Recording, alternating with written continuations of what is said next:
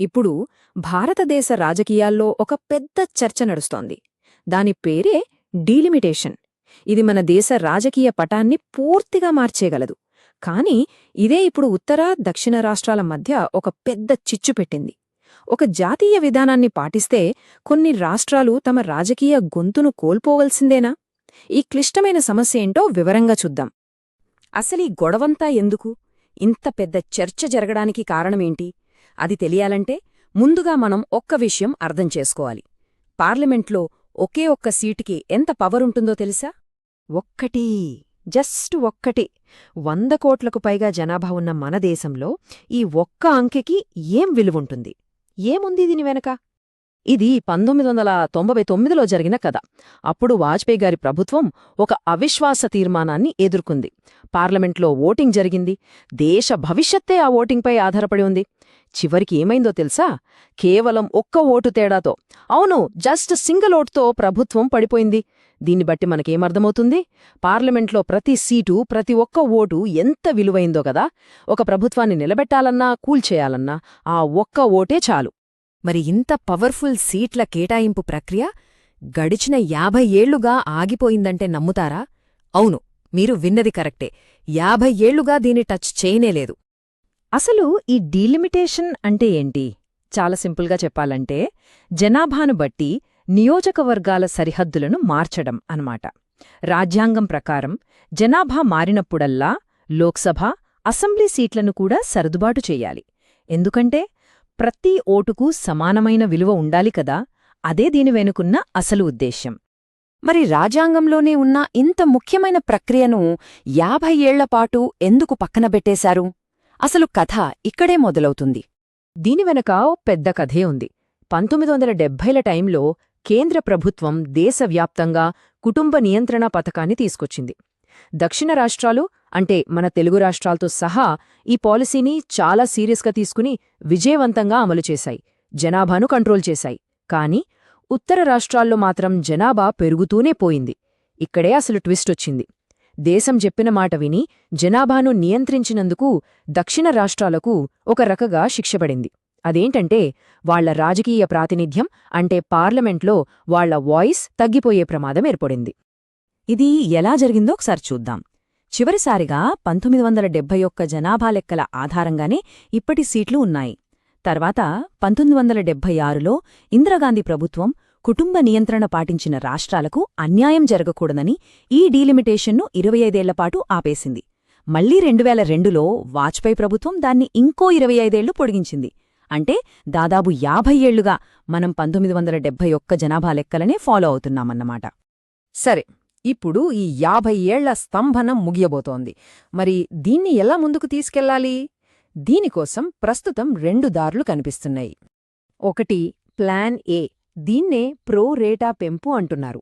అంటే ఏ రాష్ట్రానికి ఎన్ని సీట్లున్నాయో వాటిపై అందరికీ సమానంగా 50% పెంచేయడం. జనాభా పెరిగిందా తగ్గిందా అన్నది చూడరు. రెండోది ప్లాన్ బి. ఇది లేటెస్ట్గా అందుబాటులో ఉన్న 2011 జనాభా లెక్కల ప్రకారం సీట్లను మళ్లీ పంచడం. జనాభా ఎక్కడెక్కువ ఉంటే వాళ్లకి ఎక్కువ సీట్లు వస్తాయి. చూడ్డానికి 2 వేర్వేరు మార్గాల్లాగే ఉన్నాయి కదా! మరి ఈ 2 ప్లాన్స్ వల్ల ఉత్తర, దక్షిణ రాష్ట్రాల మధ్య రాజకీయ బ్యాలెన్స్ ఎలా మారిపోతుందో చూద్దాం. ఇక్కడే అసలు లెక్కలు మొదలవుతాయి. మొదట ప్లాన్ ఏ, అంటే ప్రోరేటా పద్ధతి చూద్దాం. ఇది పైకి చూస్తే అందరికీ సమానంగానే అనిపిస్తుంది. 50% పెంచుతున్నారు కదా అని. కానీ అసలు సమస్య ఏంటంటే ఇది ఇప్పటికే ఉన్న గ్యాప్ని ఇంకా పెంచుతుంది. ఎలాగంటే ఉత్తరప్రదేశ్కి ఇప్పుడు 80 సీట్లున్నాయి. 50% పెంచితే వాళ్లకు అదనంగా 40 సీట్లొస్తాయి. మొత్తం 120 అవుతాయి. అదే మన ఆంధ్రప్రదేశ్కి ఇప్పుడు 25 సీట్లున్నాయి.